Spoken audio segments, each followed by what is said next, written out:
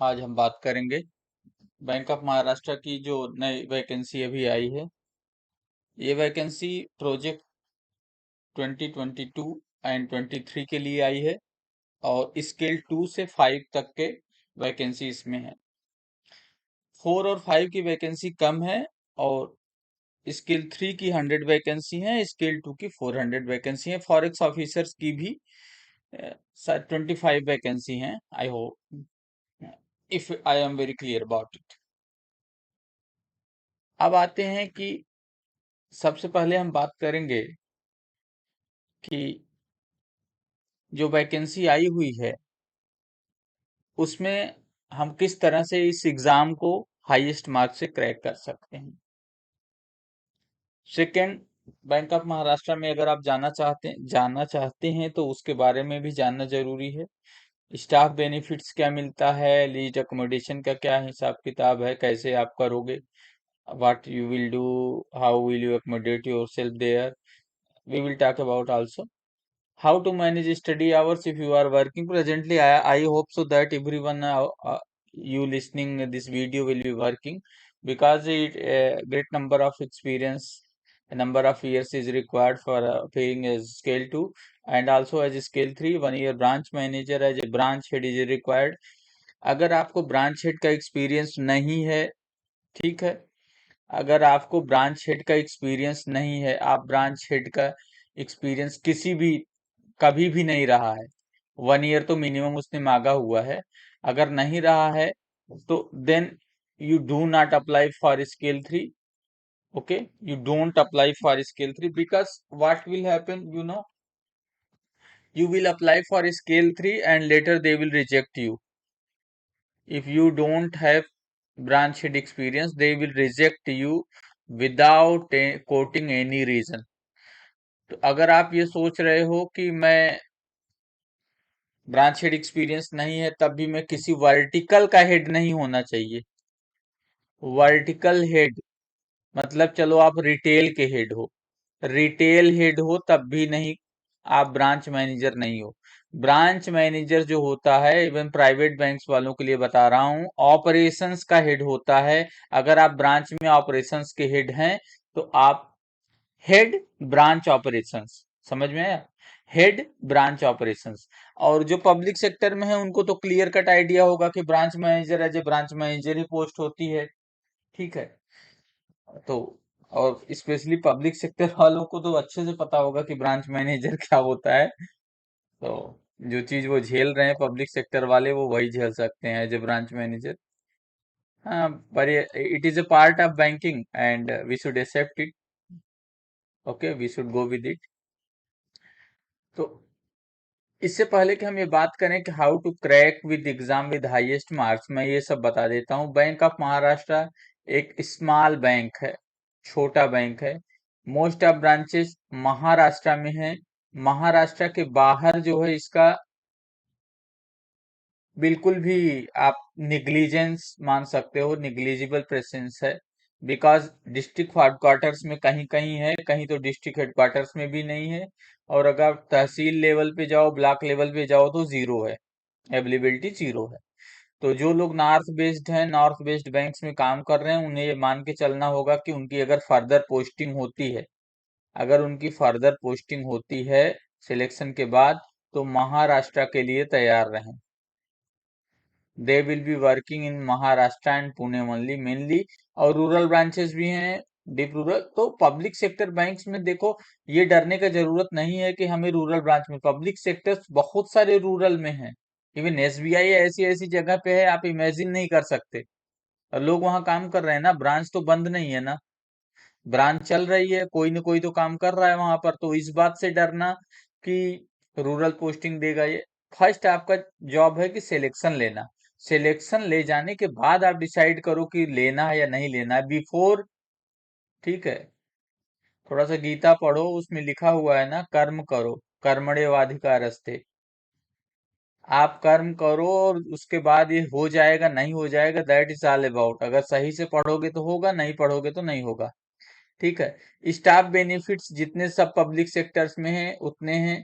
SHL जो है आपको 85 लाख तक मिल जाता है स्टाफ हाउसिंग लोन में। ठीक है। लीज अकोमोडेशन आप प्रोबेशन में भी ले पाते हैं, प्रोबेशन पीरियड में भी लीज अकोमोडेशन मिलता है, ये अच्छा है। बहुत सारी बैंकों में नहीं था, एक दो जैसे आईओबी और इन सब ने अभी रिसेंट चालू किया है वो प्रोबेशन में लीज अकोमोडेशन देने का। पहले लीज अकोमोडेशन प्रोबेशन वालों का नहीं था। 6 मंथ्स का प्रोबेशन है, 1 ईयर का प्रोबेशन इससे पहले वाले नोटिफिकेशन में था, उसको भी बाद में नोटिफिकेशन दे के 6 मंथ्स कर दिया गया है। अलाउंसेस क्या है, आपको पेट्रोल मिलता है स्केल 3 में 70 लीटर्स तक का मंथली। ठीक है।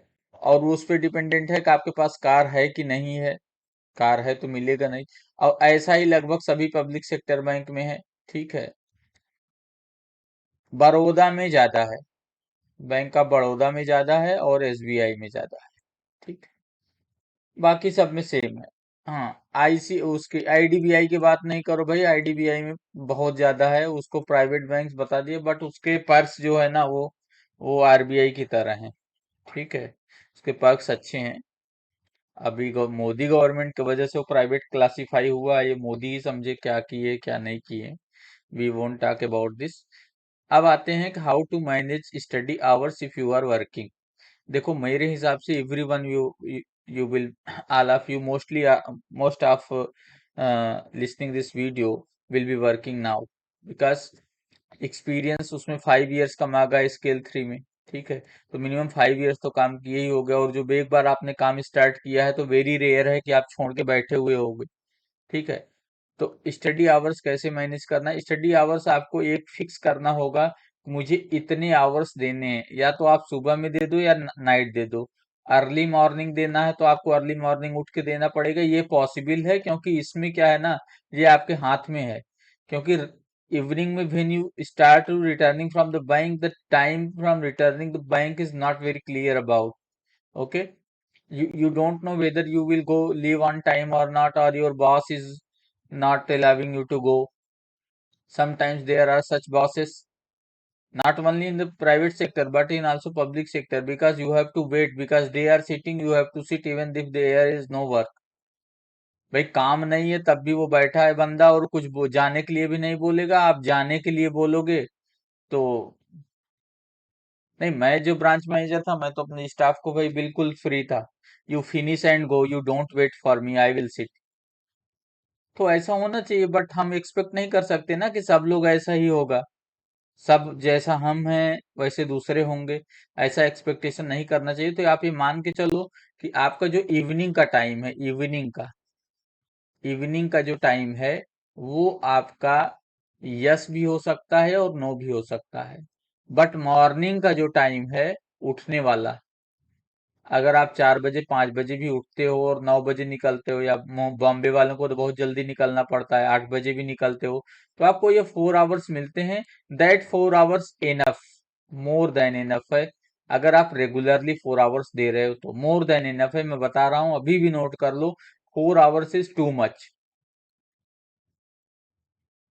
और अगर आप 6 आवर्स दे रहे हो तो that is very very nice, very very nice, you will get through, हो जाएगा। ठीक है। तो इसमें कोई डरने का जरूरत बिल्कुल भी नहीं है। आते हैं स्टार्ट डेट, सबको पता ही है एप्लीकेशन की, 6 से है, 23 को है। डेट ऑफ एग्जाम नहीं अनाउंस किया गया है। ठीक है। लेकिन जैसा कि प्रीवियस ईयर का पैटर्न रहा है उसके हिसाब से मैं बता रहा हूँ, रफ गेस की तरह। आप ये मान लो आपका एग्जाम फेब्रुवरी में होगा, फेब्रुवरी में हो जाएगा। ठीक है। और अगर इस फर्स्ट वीक में हुआ तो लास्ट फरवरी तक रिजल्ट भी आ जाएगा। डेट ऑफ इंटरव्यू अप्रैल में होगा, मार्च में जनरली नहीं होता है क्योंकि क्लोजिंग रहती है बैंक्स की, वो बिजी रहते हैं। एजीएम डीजीएम जो जिसको इंटरव्यू लेना है उसका खुद का पूरा रिव्यू पड़ा होता है कि अभी मार्च का बैलेंस शीट उसको कैसे सुधारना है। ठीक है। तो ये मार्च का थोड़ा less, but banks can do anything, कोई बड़ी बात नहीं है। बट क्योंकि ज्यादा लोगों का है, 500 लोग तो केवल स्केल 2 3 में है, बाकी एजीएम डी चीफ मैनेजर का भी रिक्रूटमेंट है। तो उस उस तरह से अगर देखा जाए तो आप ये मान के चलो कि अप्रैल में ही होगा। ठीक है। आपके लिए अभी ये दिसंबर चल रहा है और जनवरी, यही 2 मंथ्स का टाइम है। और 2 मंथ्स में दिसंबर में भी 6-7 डेज खत्म ही हो गए हैं, मतलब आप 10 डेज मान लो। आपके लिए केवल प्रिपरेशन के लिए टोटल 50 डेज बचे हैं।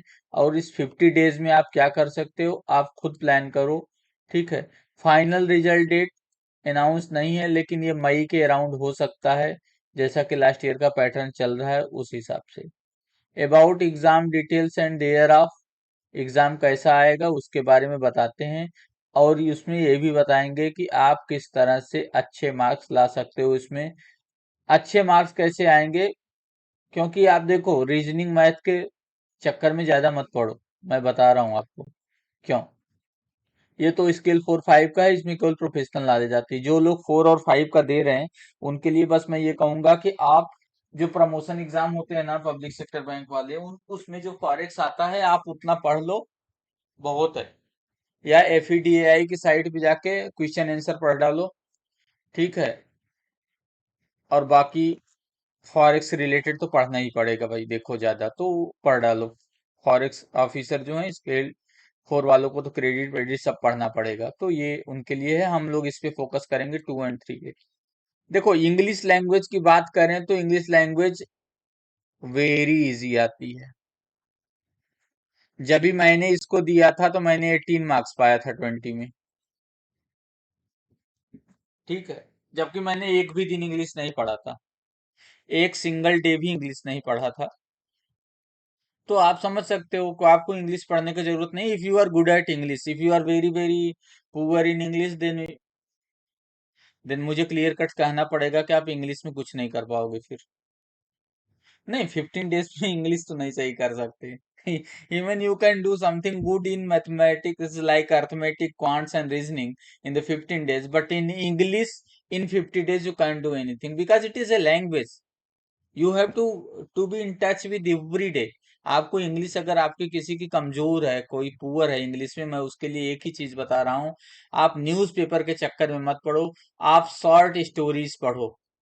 शॉर्ट स्टोरीज मतलब जो आपको अच्छा लगे। आप न्यूज़पेपर पढ़ोगे कोई बेनिफिट नहीं है। अगर आपकी इंग्लिश पुअर है और आप एडिटोरियल पढ़ रहे हो, मुझे समझ में नहीं आता what you will be getting into, how you will be getting the meanings, how will be relating the things to each other, तो नहीं हो पाएगा। आप शॉर्ट स्टोरीज पढ़ो। इंग्लिश अगर आपकी पुअर है तो ऐसा नहीं कि आप उसमें फेल हो जाओगे, इंग्लिश बहुत इजी आती है। बट यह है कि बाकी सेक्शंस आपको बहुत अच्छे से करने पड़ेंगे। ठीक है। तो अगर बिना पढ़े हुए मैं ला दूं, क्योंकि I believe even most of person also believe I am very good at English. तो that is really when you are in continuous touch with any language, you get accustomed to anything. You get used to of anything that is like a language. Don't treat it as a subject, you treat it as a language, it will be easy. Quantitative aptitude, it is also comes very easy, very easy. अभी quant की बात कर रहा हूँ, बहुत easy आता है, simple DI आती है। बिल्कुल अगर आपका, मैं तो बता रहा हूँ, आपको पेज पे लिखना भी नहीं पड़ेगा। अगर आप थोड़ा कैलकुलेशन में अच्छे हो ना, आपको पेज पे वो डिजिट्स लिखने भी नहीं पड़ेंगे, आप आंसर देख लोगे। ठीक है। 20 मिनट्स का टाइम है, सेक्शनल टाइम है। तो आपको ये, अच्छा उसको अटेम्प्ट कैसे करना है, अगर आपको क्वेश्चन देख के लग रहा है कि आप ये कर ले जाओगे, then only attempt, then only. Okay. If you are even very a little bit of very of any sort of problem or any sort of like uncertainty, you can say, if you are a little bit of uncertain about that, if you are not going to make this question in a one go, then you don't go with that question, don't go, just leave and go forward, because 20 minutes आपको पता नहीं चलेगा कब वो section का वो cut off आगे आ गया और आपका सेक्शन आगे मूव कर गया। ठीक है। तो वो कर लो। रीजनिंग एबिलिटी, ये मैं बोलूंगा कि ये थोड़ा सा वेरी इजी तो नहीं, इजी आती है। Easy to moderate, easy to moderate अभी तक का जैसा ट्रेंड रहा है। तो आप लोग अगर, मैं बताऊं, अगर कोई भी बंदा आप में से ये वीडियो अगर सुन रहा है और उसने पूरा सुना हुआ है, मैं उसको बता रहा हूं, अगर उसने कोई भी ऑनलाइन कोर्स जो बहुत सारे, क्या नाम है, अड्डा ने तो हर पूरा उसका ही निकाल रखा है, उसका कोई एग्जाम बचा ही नहीं जिसको उसको नॉलेज नहीं है। वो हर एग्जाम का, और इतना इतने इतने बेवकूफी वाले क्वेश्चन दे रखे हैं, मतलब ऐसे क्वेश्चन दे रखे हैं that are the level of CAT. CAT के लेवल का क्वेश्चन खींच के ला रहे हो, कोई भी टफ क्वेश्चन कोई भी बना सकता है। Why you are not providing the concept to the candidates? No. कोई आएगा उसको बताएगा 10 का मल्टीप्लाई करना है तो 11 का मल्टीप्लाई करना है तो कैसे करोगे? क्या कभी आता है क्या एग्जाम में 11 का मल्टीप्लाई? मैं भी एग्जाम दिया हूँ भाई, मैं मुझे तो कभी ऐसा ट्रिक नहीं मिला और न मेरे काम में आया है। मेरे काम में कभी ऐसा ट्रिक नहीं आया कि, नहीं, सिंपल। आप पूरे पूरी जिंदगी से 4 5 6 into 32 ऐसे कर रहे हो। अब इसको ये बता रहा है इसको 30 कर दो, यहाँ पे 0 ले आओ, इसको 3 से करो। ठीक है, फिर कहेगा नहीं, इसमें से 12 का मल्टीप्लाई करके मतलब कुछ भी वैदिक करो। क्यों करो इतना? सिंपल से अपना तुरंत कर लो, क्यों नहीं कर पाओगे? कॉमन सेंस लगाओ। तो ये सब चीजें मत करना।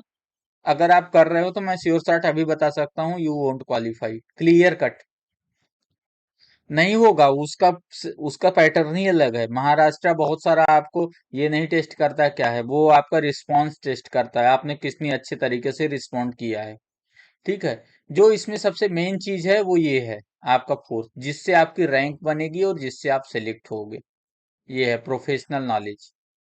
ठीक है। इससे आप सेलेक्ट हो जाओगे और यही आपकी रैंक बनाएगा। अगर तुम्हें, आप लोगों में से किसी को चाहिए तो आप बताना, मैं बहुत पहले दिया था इसका एग्जाम, तो मैं वो शेयर करूंगा। उस टाइम भी तो मैंने ही ज्वाइन किया था, लेकिन वो मार्क्स मैं शेयर कर दूंगा आपको। तब आप जान जाओगे कि कैसे मैंने प्रिपरेशन किया। सेल्फ, अपने आप एनालाइज करो ना कि क्या तुम्हारे लिए अच्छा है, किस तरह से तुम्हें पढ़ना है। क्या, nobody is going to tell you. मैं बस ये बता सकता हूँ कि हाँ, हमारा एक्सपीरियंस रहा है ऐसा कि ऐसी चीजें आती हैं, आपको उससे गाइडेंस मिलेगा। लेकिन अगर आप ये सोचो कि मैं कुछ बता दूं और वही आए, या कोई भी कोचिंग वाला कुछ बता दे कि जैसे वही जैसे हम पेपर आउट करने वाला काम नहीं करते ना, कि हम बताएं नहीं तुम 10 क्वेश्चंस रट के जाओ, 10 क्वेश्चंस आ जाएगा, यू विल टॉप, नो। हम ये बता सकते हैं कि चीजें ऐसे मूव करेंगी, आपको क्या what to do and what not to do. What not to do मैंने बता दिया। कोई बहुत ज्यादा अगर आप कैट लेवल और उसका सॉल्व करोगे ना, तो आपका सिलेक्शन नहीं होगा, इस स्पेशली बैंक ऑफ महाराष्ट्र में तो नहीं ही होगा। उसका पैटर्न कुछ डिफरेंट ही है, बहुत इजी टाइप का आता है, क्योंकि जो इजी आएगा वो आप भी कर लोगे और दूसरा भी कर लेगा। तो आपके कैट वाले का कोई मतलब नहीं है। लेकिन अगर आप बहुत टिपिकल डीआई पढ़ रहे हो, तो आपका जो पोर्शन छूट जाएगा उसमें जिसने इजीली पढ़ा हुआ है वो आपसे आगे निकल जाएगा, प्रोफेशनल नॉलेज में स्पेशली। तो अब देखो ये प्रोफेशनल नॉलेज को आपको कैसे करना है। जो लोग पब्लिक सेक्टर बैंक में अभी काम कर रहे हैं, उनको अच्छे से पता होगा कि उनके यहाँ प्रमोशन एग्जाम रिटेन टेस्ट भी होता है। तो जो प्रमोशन एग्जाम का सिलेबस है, मान लो जितना आता है उतना पढ़ के जाओ भाई, कंप्लीट। अगर आपको इसमें फुल मार्क्स लाने हैं तो फुल मार्क्स का मतलब ये हुआ 60 मार्क्स का है तो अगर 55 भी लाओगे तो अच्छा है। 50 भी, 50 से बिलो अगर कोई ला रहा है तो मैं क्वेश्चन करूंगा उससे, फिर वो बेकार है। ठीक है। दूसरा, आरबीआई सर्कुलर मस्ट है पूरे 1 ईयर का। मैं इससे पहले वाले में भी बताया था, सीबीओ में किसी ने मेरी बात नहीं मानी, उसे पता चला होगा कि कैसा पेपर आया था। 1 ईयर का सर्कुलर पढ़ो, स्पेशली मास्टर सर्कुलर पढ़ लो। 1 ईयर का पूरा अगर नहीं पढ़ पा रहे हो तो मास्टर सर्कुलर पढ़ो। मास्टर सर्कुलर पढ़ो, वो तो पढ़ सकते हो ना, क्योंकि master circulars are the guidelines on which the banks lend, banks work on these. Bank are bound to follow. When you are not knowing that what are the master circles, how will you operate in the banking? No, no way. That's you have to go through. कोई अगर ये बोल रहा है 6 महीने का कर लो, 7 महीने का कर लो, ये सब बकवास है, कुछ नहीं, सब बेवकूफी है, बेकार है। वन मास्टर सर्कुलर आपको हर ईयर, मास्टर सर्कुलर अगर 1984 में इशू हुआ है तो मैं कहूंगा उसको भी पढ़ो। पैदा होने से पहले का भी है ना, उसको भी पढ़ो। Master circulars are the guidelines, base guidelines, उनके बेस पे बैंक चलता है। वो बहुत ज्यादा नहीं रहता मास्टर सर्कुलर। एक मास्टर सर्कुलर का मॉडिफिकेशन दूसरे मास्टर सर्कुलर में आता है, तो आप वो पढ़ो। बट मास्टर सर्कुलर हर ईयर का इंपॉर्टेंट है, ये मान के चलो। तो मिनिमम 1 ईयर का आप पढ़ो। ठीक है। अब आते हैं बैंकिंग करंट अफेयर्स पे। बैंकिंग करंट अफेयर जो मंथली होते हैं बैंकिंग वाले, ये आप कर सकते हो कि आप अगर 7-8 मंथ्स का भी पढ़ोगे तो हो जाएगा। बट 7-8 मंथ्स इनफ है। 7-8 मंथ्स मीन्स आप ये देखो, फेब्रुवरी में होगा एग्जाम ना, फेब्रुवरी से आप ये मान लो सितंबर से, इस सितंबर से ले लो। सितंबर भी छोड़ो, मैं बताता हूँ, सीधे जून से पकड़ो। इस जून से पढ़ना है आपको, जून 2022 से। और जब एग्जाम होगा फेब्रुवरी में होगा, तो फेब्रुवरी जिस दिन का एग्जाम है उस तक, ये मत सोचो कि आज कल एग्जाम है तो आज का नहीं आएगा। उनको ऑनलाइन अपडेट करना रहता है ये टीसीएस वालों को। ठीक है। तो फेब्रुवरी छोड़ो, तो जनवरी 23 तक तो पढ़ ही लेना। इतना आपको पढ़ना है बैंकिंग में, इतना ये पढ़ना है। ठीक है। इसमें क्या पढ़ना है? केवाईसी गाइडलाइन पढ़ना है। क्यों? Risk category of customer, low risk, high risk, कब केवाईसी अपडेट करते हैं। प्रियोरिटी सेक्टर लैंडिंग में। ठीक है। एसएचजी पूछा पूछा ही जाता है। एजुकेशन। ठीक है। PMEGP, MSME. ठीक है। ये सब चीजें आपको पढ़नी है, बहुत सारी चीजें हैं इसमें। एजुकेशन, हाँ, क्रॉप लोन्स हैं। ठीक है। एग्रीकल्चर है प्रियोरिटी सेक्टर में। ठीक है। ये हो गया प्रियोरिटी सेक्टर का। फॉरेक्स भी पूछेगा। क्यों? फॉरेक्स इससे पहले ईएफसी पूछ चुका है, इससे पहले वाले एग्जाम में। ठीक है। तो फॉरेक्स की जो एनआरई, एनआरओ, एफसी, एनआर भी पूछ चुका है। ठीक है। ये सब पढ़ना है आपको। अकाउंट टाइप पढ़ने हैं। ठीक। ये प्रोफेशनल नॉलेज के सब है। जनरल बैंकिंग पढ़ना है, चेक और सेक्शन पढ़ना है। लेकिन ये चेक और सेक्शंस नहीं आया है। सेक्शंस निगोशिएबल इंस्ट्रूमेंट के नहीं आए हैं 2 साल में। सब कह रहे हैं आए, लेकिन मैं बता रहा हूँ आपको, सही बात बता रहा हूँ, नहीं आया है, झूठ बोल रहे हैं। आया ही नहीं है। एक जो क्वेश्चन आया था उसका सेक्शन से कोई लेना देना नहीं, तो simple common sense based question था। ठीक है। तो ये अब आपको पढ़ना कैसे है मैं बताऊं कि मैं आपको किस तरह गाइड करने वाला हूँ। इसके लिए ना आपसे कोई फीस ली जाएगी और कभी भी नहीं ली जाएगी। ऐसा नहीं काज नहीं, मैं कभी भी नहीं लूंगा इस सब चीजों का। What knowledge I am having, what experience I having, I am just sharing you. And just because I know that a number of people are cheating you online. Don't be cheated. Don't fall prey of anyone who decorate themselves that they are paper setters and they actually knows what is coming in the examination. There is nothing of such things are going to happen, and you will just only land yourself into darkness and where there is no future of yours. Okay. Then हम सबसे पहले cover करेंगे periodic sector lending. ठीक है। उसके बाद general banking. उसके बाद बैंकिंग अफेयर्स।